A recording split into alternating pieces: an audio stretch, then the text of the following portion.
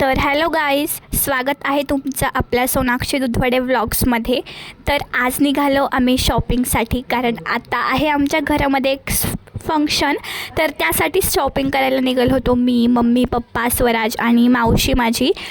तर इथे आलो होतो आम्ही माझ्या मावशीसाठी सँडल घ्यायला, म्हणजे आम्हाला घ्यायची होती. मग इथं मस्त अशी सँडल घेतली आम्ही आणि ते घेतल्याच्या नंतर निघालो ड्रेस घेण्यासाठी. माझ्या पप्पाला ड्रेस घ्यायचा होता. आमची जी शॉपिंग आहे ना ती सर्व झालेली आहे, कंप्लीट झाली. फक्त आमचं हे राहिलं होतं.